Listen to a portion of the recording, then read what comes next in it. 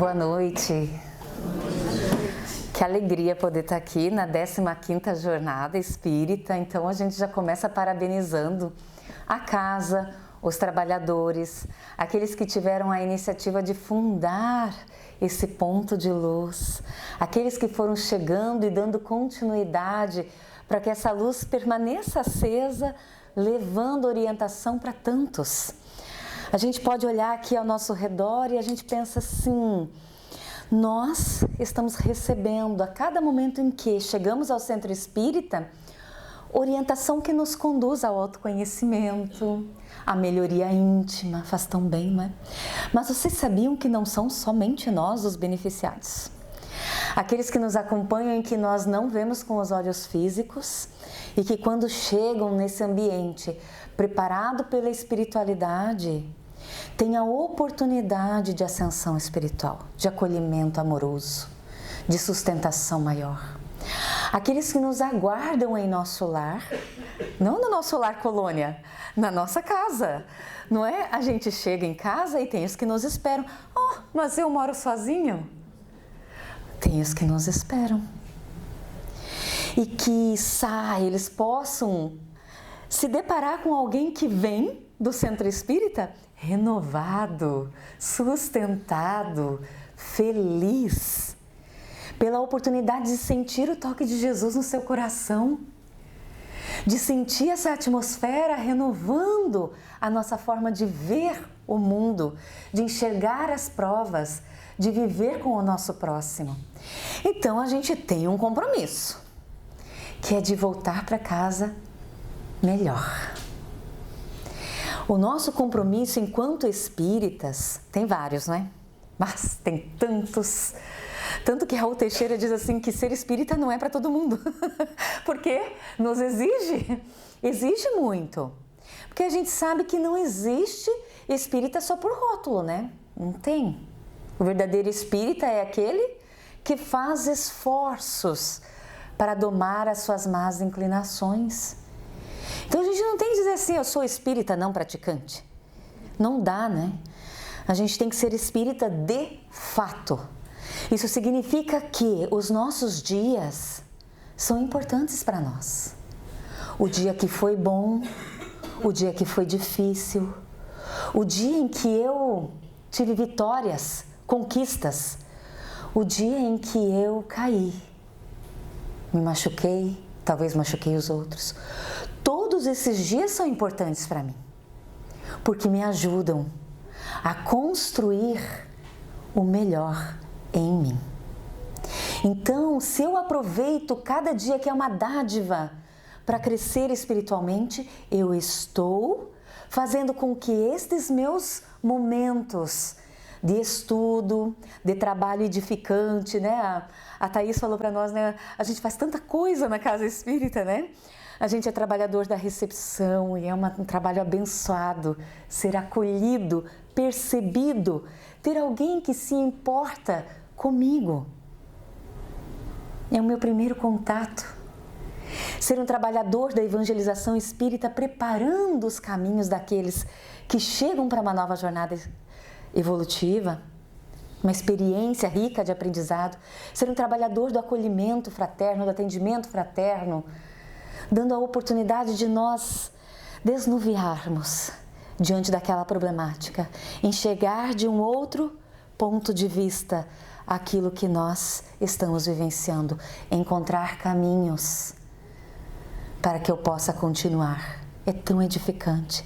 Ser um trabalhador da área de estudos, que nos facilita o encontro com essa luz maior, que nos dá a oportunidade de compreender juntos todo um manancial de conhecimento que me ajuda a viver melhor, a olhar para a vida com mais nitidez, com mais profundidade. E então eu passo a julgar menos e a agir com mais assertividade. Ser um trabalhador da assistência social, que olha para aquele pequenino irmão nosso e o atende, que sabe que nele está um reflexo de nós mesmos, nas nossas necessidades, necessitando de mãos estendidas, porque caridade, solidariedade é dever. ser um trabalhador da casa espírita, da área de gestão, administração, secretaria, que faz com que essa casa possa permanecer aqui, né, vigente com as suas tarefas edificantes. Ah, tem tanto trabalho na biblioteca. Tem alguma área que eu não citei? As artes. Arte! A gente falava agora há pouco, a gente se emocionou com a música aqui no início. A evangelização falei. A evangelização, a juventude, a mediunidade, nos dando compreensão de nossa psique, de nossos pensamentos, de nossas necessidades, nos dando testemunho da vida que continua quando há o passamento. Então, se nossa vida estivesse escrita num livro, já pensaram isso? Seria grande? O livro de vocês seria grande? Oh, quanta coisa vivida, quantas experiências. Tem páginas que são páginas de luz, de alegria, que a gente se emociona e tem aquela gratidão profunda.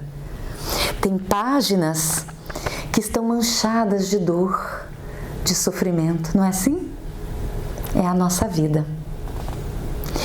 Emmanuel vai dizer que todos nós somos como se fôssemos um livro, mas sem cópias. É um livro único. Assim somos nós, edição única, não tem outras. Tamanha a singularidade de cada filho de Deus. Então, imaginando que nós sejamos um livro e que nesse livro tem muita coisa escrita, eu vou fazer umas perguntinhas para vocês. O que em mim precisa ser perdoado para que eu possa, enfim, me libertar?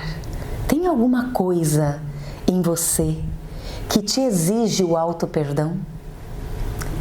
Qual capítulo da minha vida ainda me aprisiona à culpa? Se eu lesse meu próprio livro da vida em voz alta, qual página eu gostaria de reescrever com amor e consciência?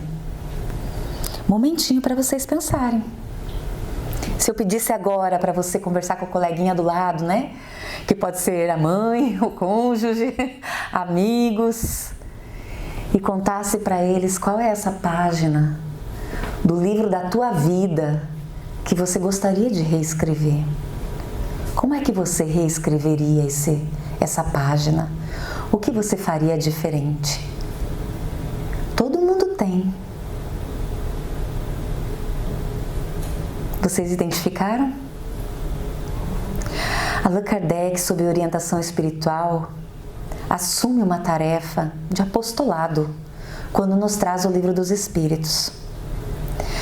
Quando a gente tem das esperanças e consolações, ele desmembra isso no livro que está sendo a temática da jornada espírita, que é o céu e o inferno.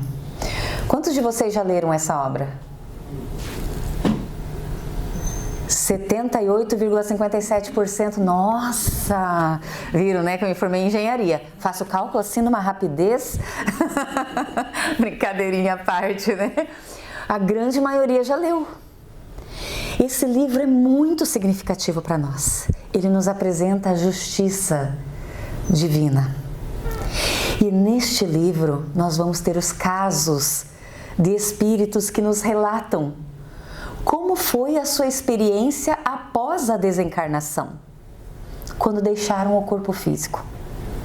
E eles vão falar de culpa, eles vão falar de perdão, eles vão falar de libertação, de arrependimento. E é sobre isso que nós queremos falar com vocês hoje. Culpa, arrependimento e libertação. Como nós superamos, como nós lidamos com os nossos infernos interiores. E aqui o nosso próprio título já dá para nós assim um spoiler do livro. Em O Céu e o Inferno, você vê que esse título, ele utiliza palavras que estão convencionadas. Cada um de nós faz uma ideia de céu e de inferno. Através dos tempos, nós fomos sendo orientados sobre a existência de um céu ou de um inferno que nos aguarda após a desencarnação. E aí nós nos tornamos espíritas. Talvez já nascemos num berço espírita nessa jornada. E o que muitos de nós fizemos? Só substituímos o termo. Então a gente mudou para colônias espirituais, o que era o céu, e mudamos para umbral, o que era o inferno. E tá errado, a gente ainda não entendeu. Quando a gente lê o livro O Céu e o Inferno, nós vamos entender que não existe uma destinação fixada para cada um de nós.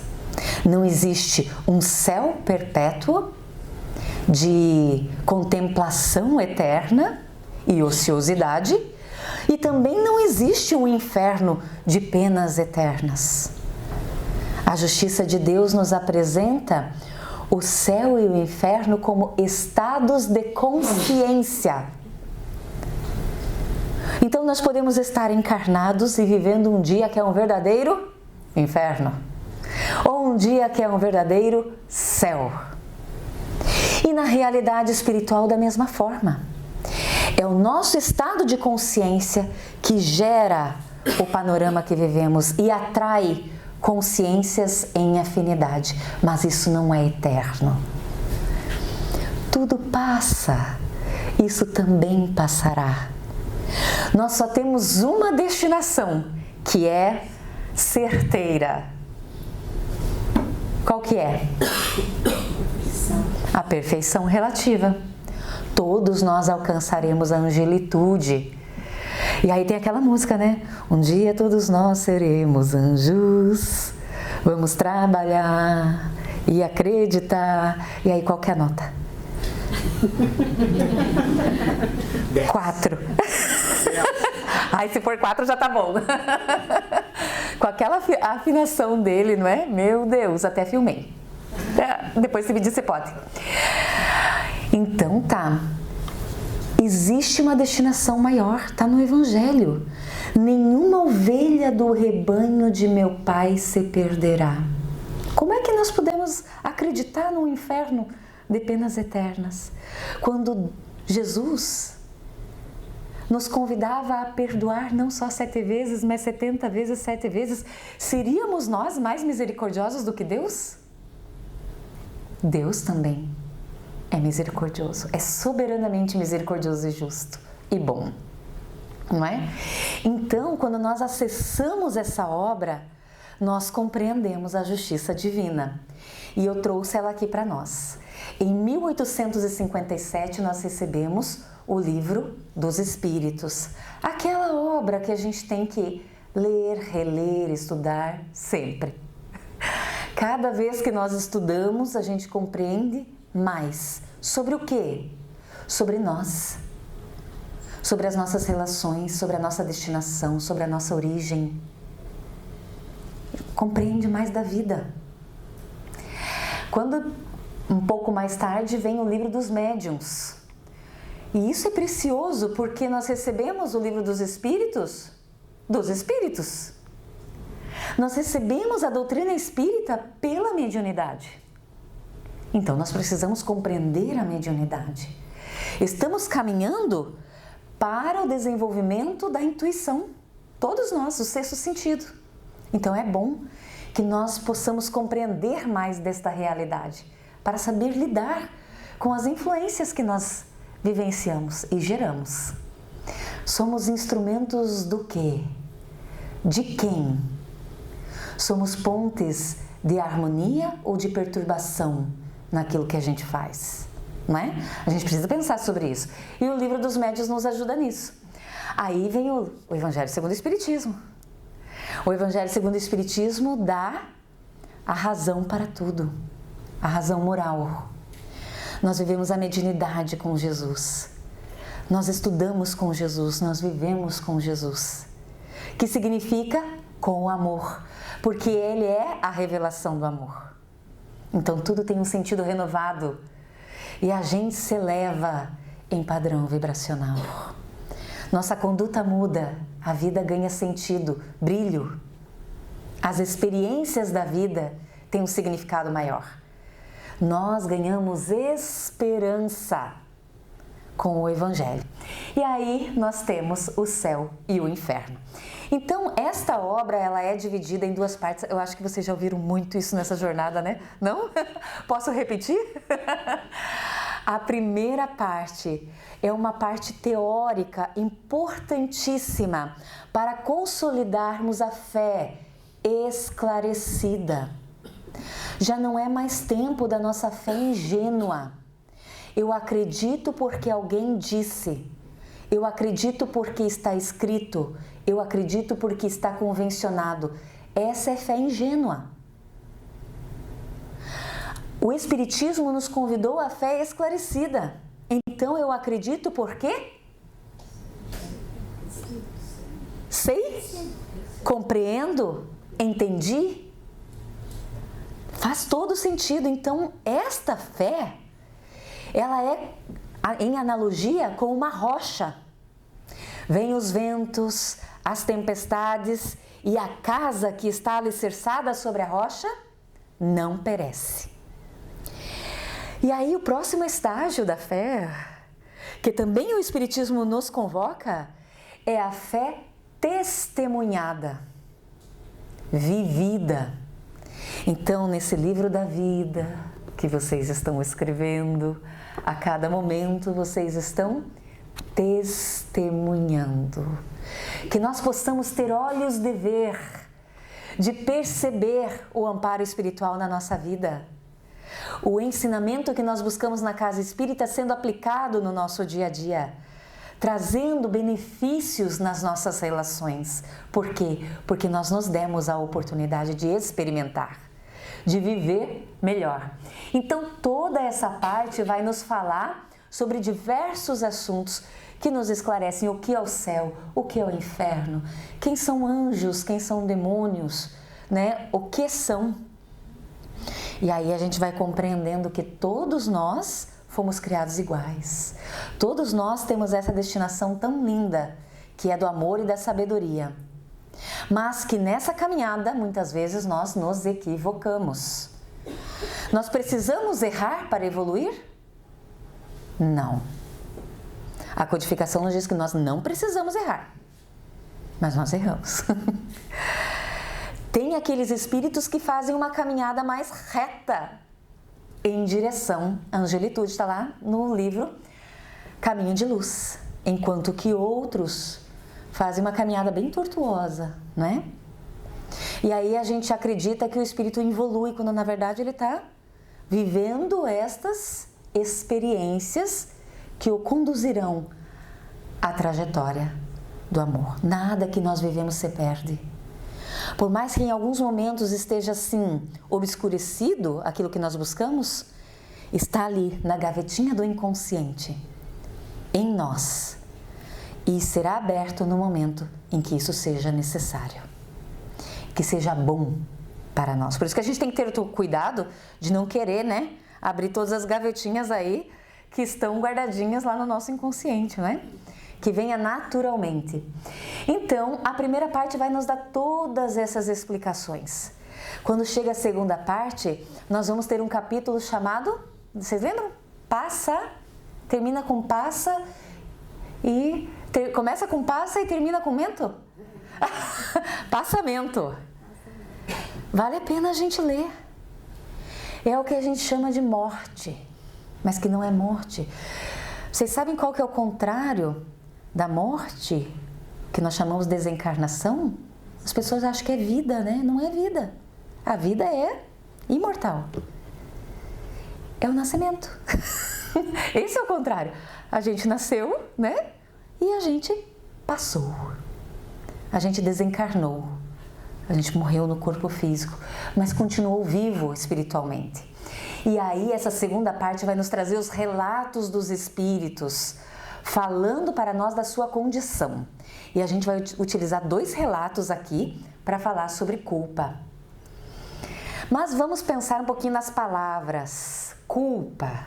Quando eu penso em culpa, qual palavra me vem à mente? Podem falar vocês. Erro, dor, arrependimento. Mais alguma? Castigo, prisão. O que mais? Agonia, sofrimento, né? Culpa. A culpa vem do latim. Ela é uma falta, um erro, uma falha, um delito. A responsabilidade por um mal. Quando a gente vai estudar na psicologia culpa, a gente vai ver que existem duas características. Uma que é a culpa saudável, que a gente chama de adaptativa, e uma que é a culpa tóxica, que é desadaptativa. Essa culpa saudável é o que nós chamamos de arrependimento. Então é quando a gente percebe que a gente violou algo. Pode ser um valor nosso, da família, valor do centro espírita. Pode ser que a gente prejudicou alguém, não é? Então a gente foi tomado de culpa. Essa culpa que é saudável, ela gera um movimento em nós, que é um movimento de reparação. Então a gente quer mudar de comportamento, a gente não quer mais fazer assim. Poxa, eu não queria ter feito isso. Então gera uma necessidade de fazer diferente. Essa é a culpa saudável. Mas tem uma que é tóxica, que é aquela que a gente conhece bem por culpa, né?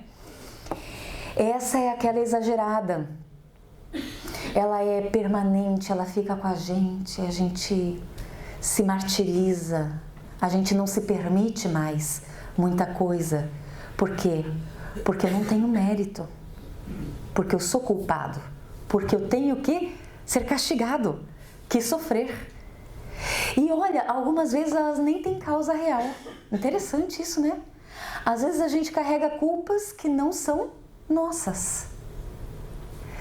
Quando a gente vive com uma pessoa narcisista, que é um transtorno de personalidade, né? Uma pessoa que ela é muito voltada para si, ela é muito manipuladora. O que geralmente a família vive? Culpa. Os culpados pela situação são aqueles que estão em torno. Vocês são culpados por isso. Isso aconteceu por culpa de vocês. E às vezes a gente vai assumindo isso, assumindo culpas que não são nossas. Talvez tenha a nossa responsabilidade ali, né? De permissão, de fragilidade. Quando existe um homem violento numa casa que agride a mulher, o que ele fala? Eu te bati por tua culpa. Porque você fez isso. Porque você me tirou do meu controle. E aí a gente vai assumindo culpas e acreditando nelas. Então o primeiro passo que nós precisamos fazer quando um sentimento desse nos invade é o de analisar qual é a minha parte nisso. Qual é a minha responsabilidade nisso? Que pode não ser nada daquilo que o outro ou que aqueles que eu não vejo estão querendo que eu acredite. Pode ser outra responsabilidade.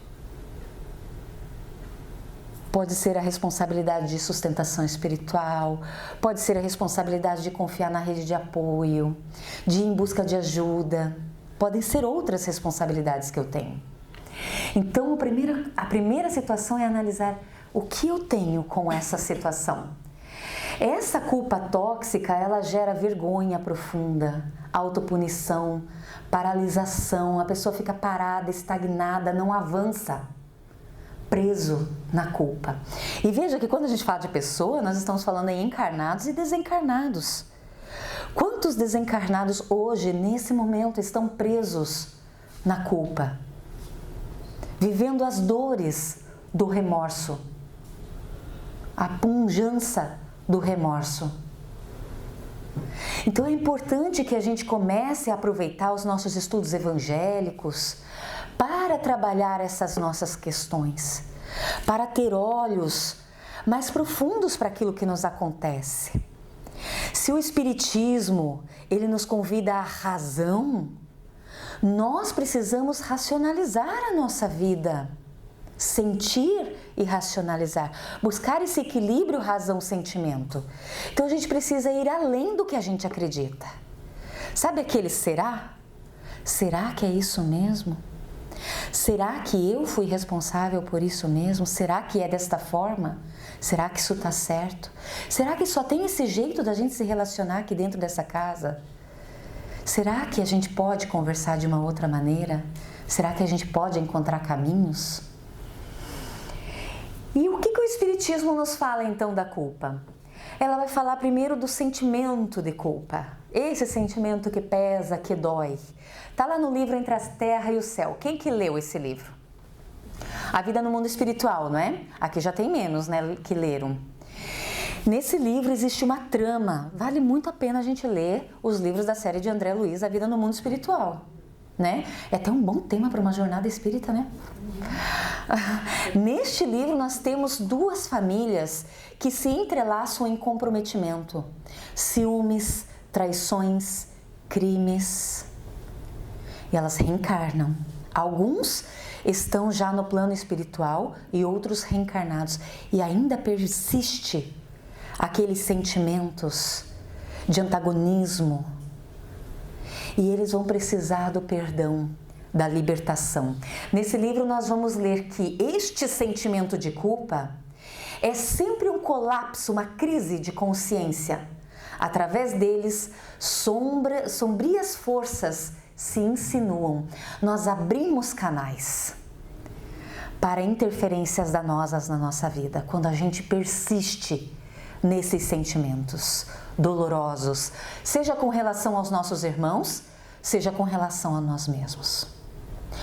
Olha que plantas lindas. Elas precisam ser cultivadas, né?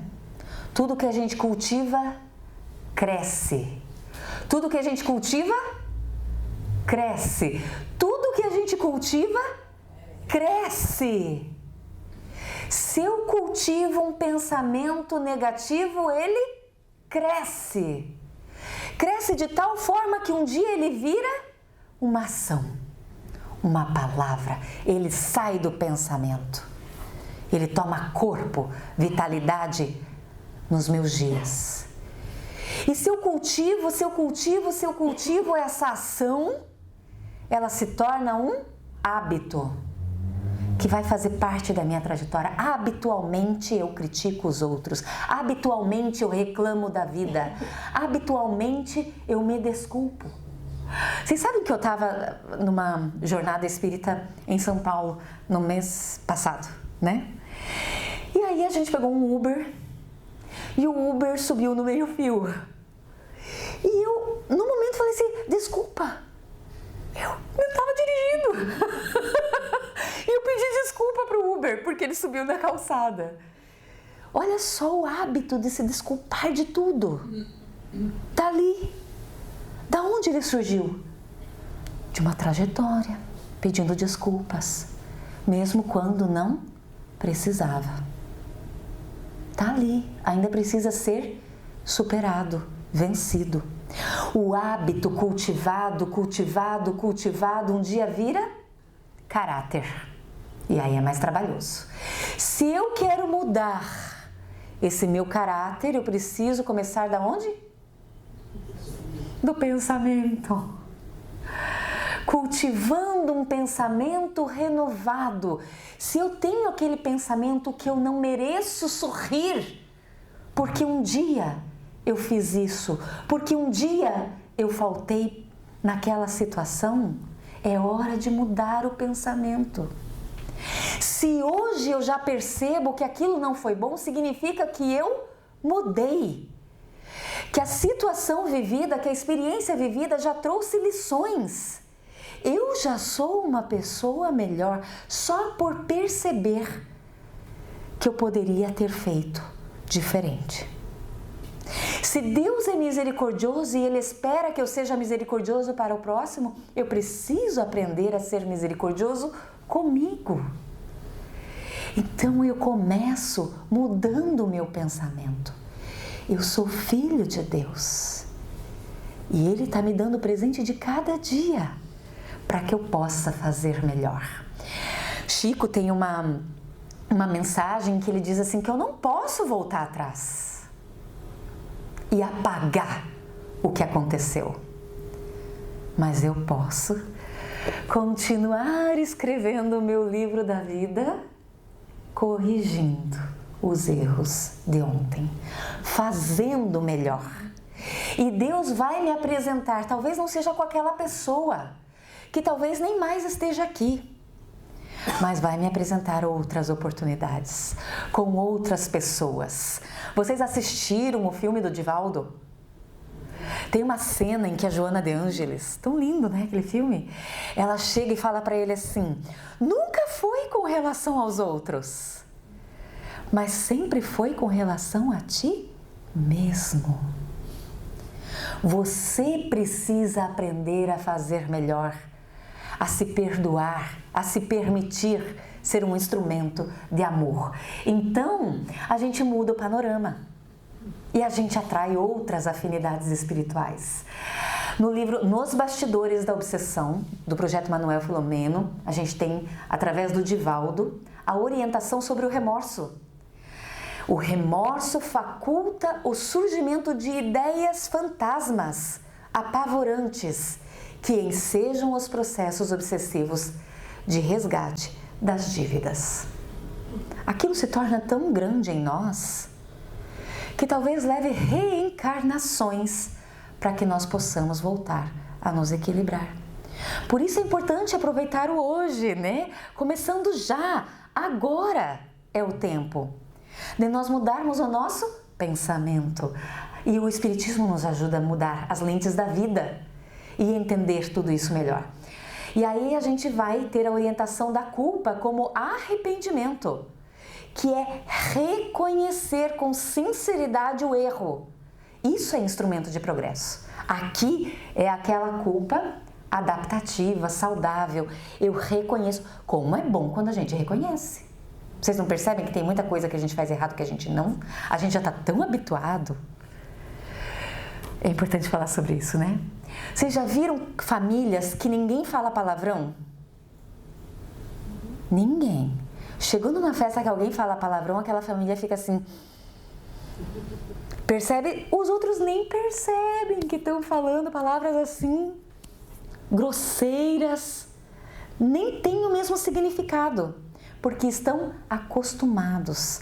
Às vezes a gente está tão acostumado com os nossos equívocos, com os nossos erros, que a gente nem ouve mais a voz da consciência. Não é? Então que bom quando a gente ouve. Que bom quando a gente percebeu, né? E aí a gente reconduz os passos. Se eu não sei que tem coisa para melhorar, não vou melhorar. Eu preciso saber. E aí vem a palavrinha arrependimento. Ela é composta de um prefixo, o a, e aí vem repente. Repente. De repente, eu percebi. Então é aquela mudança súbita. Muda o sentimento. A consciência me diz que eu errei. Né? E aí eu preciso racionalizar isso. De fato, checar qual que é a minha responsabilidade naquilo. Então a gente vai ter o construtivo, que leva à reparação, aprendizado, desenvolvimento ético, e tem o paralisante, quando eu fico naquela ruminação crônica, alimentando depressão, vergonha, autopunição. O que o Espiritismo vai dizer para nós? Está ali no livro O Céu e o Inferno. O arrependimento é o primeiro passo para o melhoramento, mas por si só não basta. São necessárias a expiação e a reparação. É aquela coisa assim, né? Acontece uma coisa no relacionamento, o casal discute, e daí um fala para o outro, eu estou arrependido. Isso basta? Não basta. Assim é para tudo na vida. Tem os próximos estágios. Só dizer não basta. Olha, tá lá no livro No Mundo Maior, André Luiz dizendo que o arrependimento é o caminho para a regeneração e nunca um passaporte direto para o céu. Nunca é um passaporte direto para o céu. Dizer assim, me perdoe, desculpa, estou arrependido, é primeiro passo só. Tem que haver a mudança de conduta.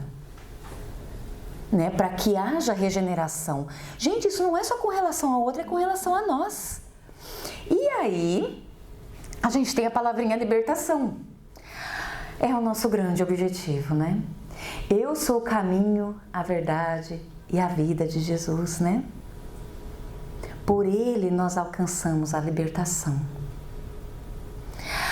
A autolibertação é um longo caminhar em direção ao bem, no curso do qual há muito para aprender. Então vejam só, é um longo caminho, é um processo. Ninguém muda de repente, especialmente quando passou anos fazendo da mesma forma. Então, quando há um apoio recíproco, nós nos ajudamos nesse processo,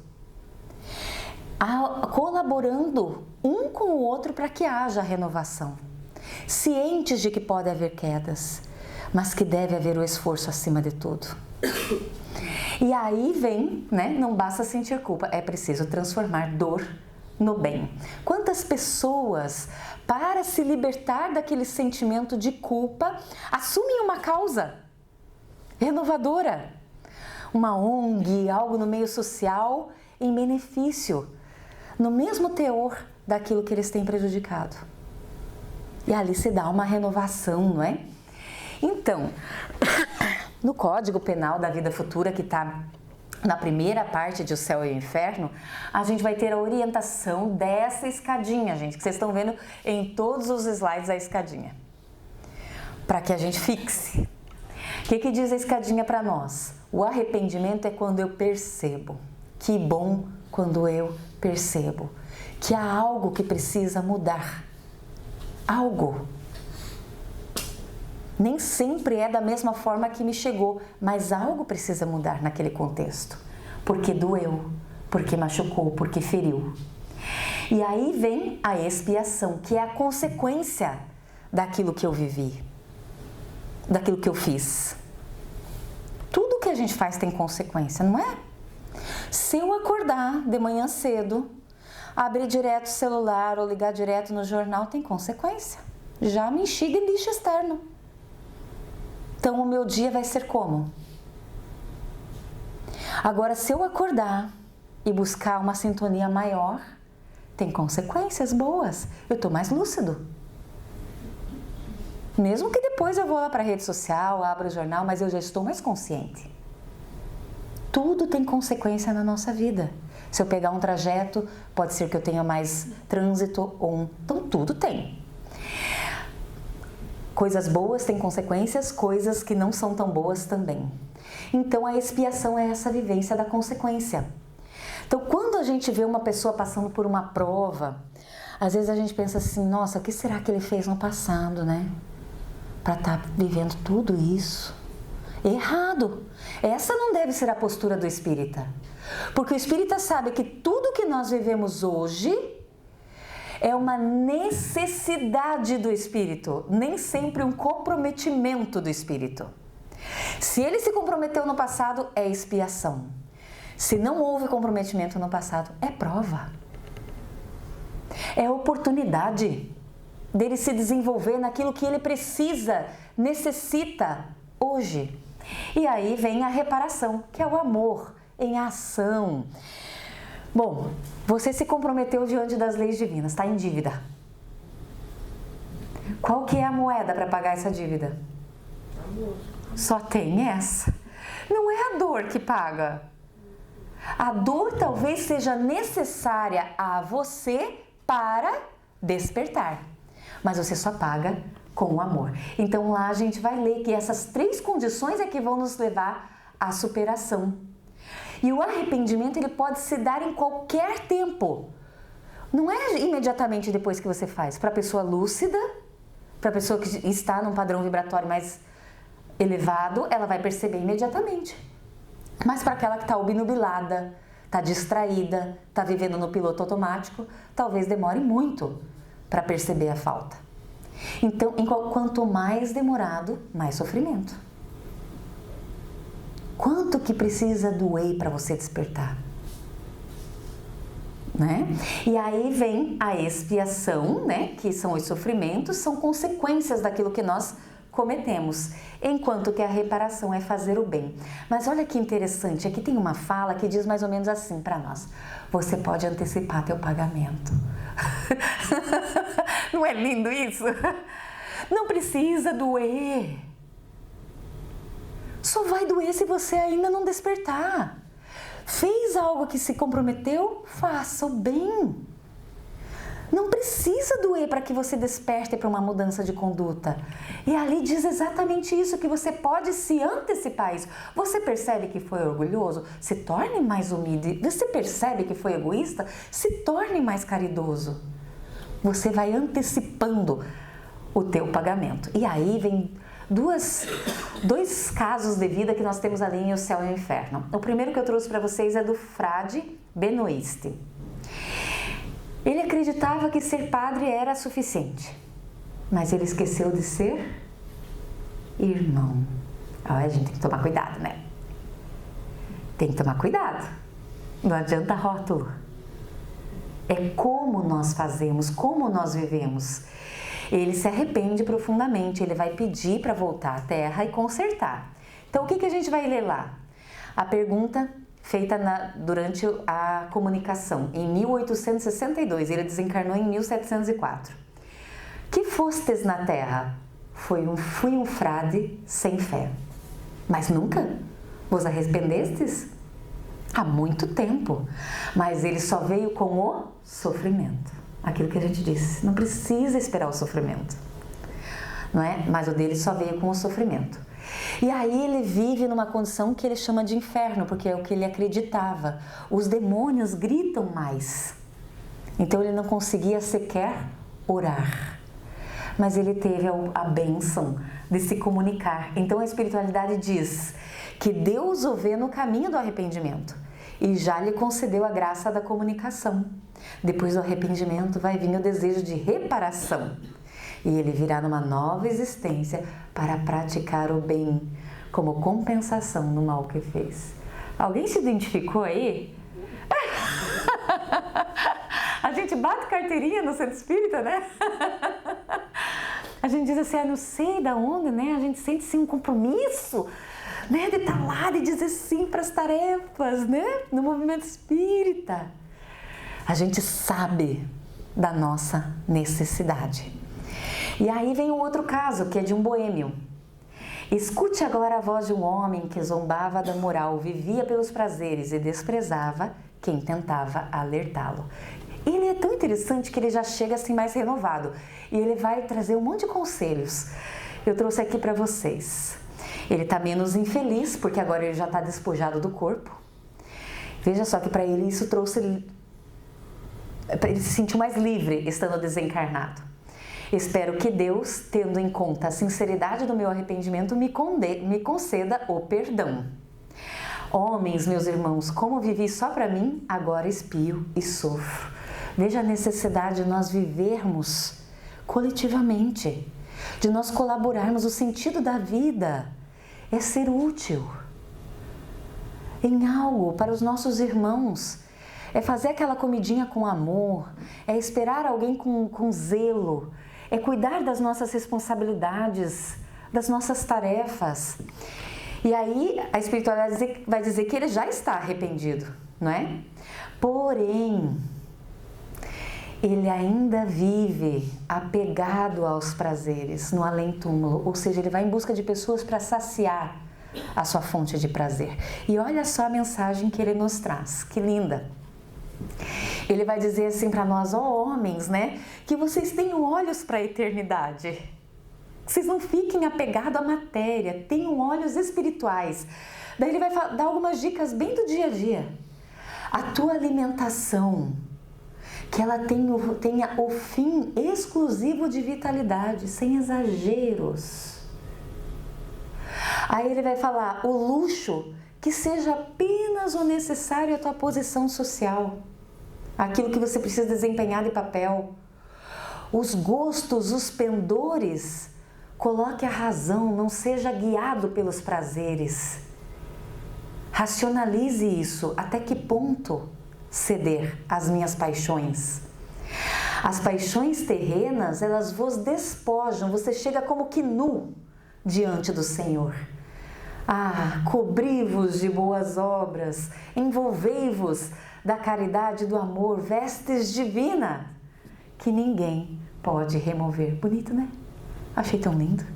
É isso, é aproveitar a vida para viver melhor, em sintonia com essa harmonia maior nas pequenas coisas que fazem um sentido renovador para nós.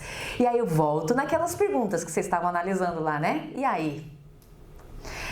O que em mim precisa ser perdoado para que eu possa enfim me libertar? Qual capítulo da minha vida ainda me aprisiona a culpa? Se eu lesse meu próprio livro da vida em voz alta, qual página eu escreveria com amor e consciência? Depois de tudo isso que a gente conversou, comece um novo capítulo, agora, com Jesus. Ele não acusa, Ele cura. Com Jesus é com amor, com lucidez, com sabedoria. É aquele que faz ao próximo o que deseja para ele mesmo. Entendamos a regra áurea. Se eu estivesse naquela condição, percebam, se você está numa condição equivocada, o que é o amor do próximo para você? Amigos fazem isso. O que é? Alertar. Não é ser conivente. Quem ama cuida, mas quem ama também coloca limites nas relações. O amor é incondicional, mas para vivermos juntos há necessidade de harmonia. Para haver harmonia, vamos pensar como melhor viver juntos? Vamos conversar mais? Vamos compreender mais aqueles que estão ao nosso redor? Há muito o que falar sobre perdão, sobre culpa, sobre libertação.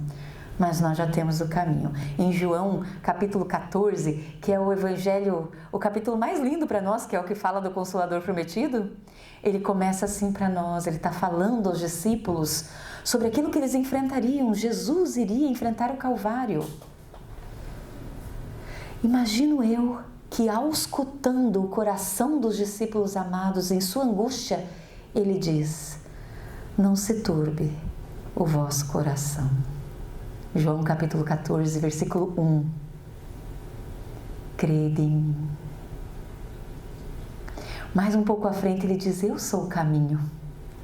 Então, se você faz essa varredura sobre a tua vida, se você tem páginas que você queria reescrever, não se turbe o vosso coração, mas creia no amor, na força do amor, no poder transformador do amor na tua vida. Comece hoje alimentando pensamentos mais amáveis para com você mesmo. Assim, você vai olhar aqueles que estão ao teu redor com cuidado, com zelo, com amor, com indulgência, sabendo que todos nós estamos num processo lindo e colaboramos uns com os outros. E assim, quando sinto a tua presença nesses encontros de luz, renova minha fé, teu amor me conduz. E recordo da senha para o caminho redentor, o amor, sempre o amor. Fiquem em paz.